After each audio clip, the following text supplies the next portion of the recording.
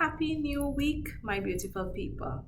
Imagine it's already the second week of June. Last week, we talked about the anatomy of endurance, how to stand firm when the furnace of workplace pressure gets hot.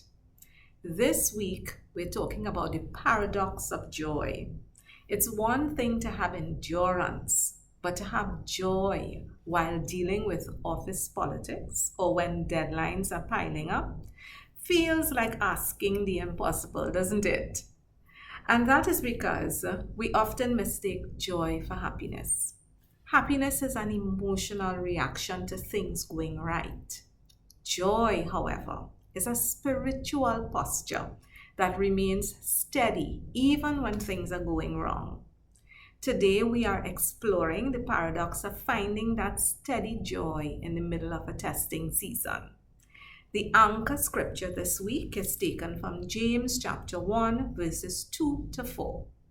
Consider it pure joy, my brothers and sisters, whenever you face trials of many kinds, because you know that the testing of your faith produces perseverance.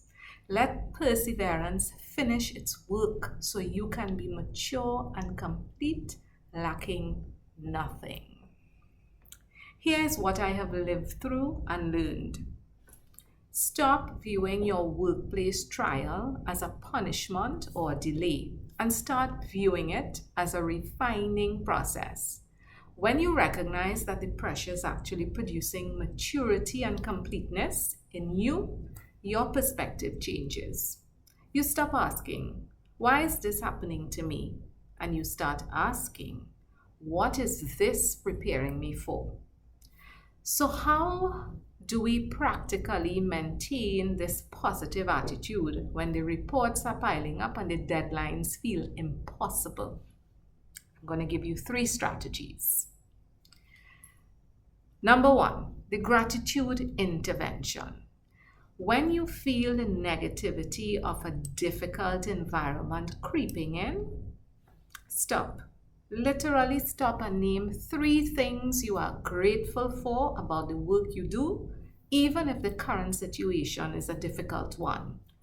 Gratitude is the quickest way to protect your joy from being hijacked by toxicity. Number 2, speak life over the trial. If you constantly talk about how draining your job is, you will be drained.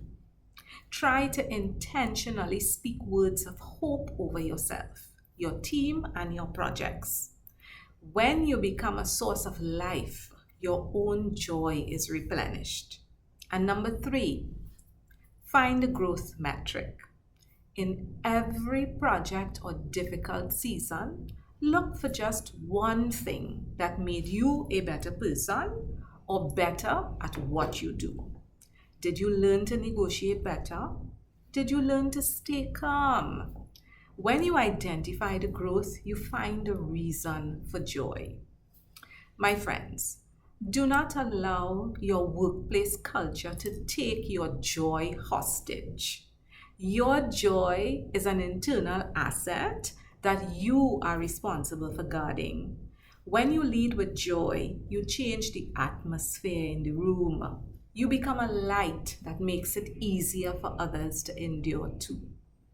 I am Genevieve Julian. My mission is to speak life, hope, and transformation to people and workplaces.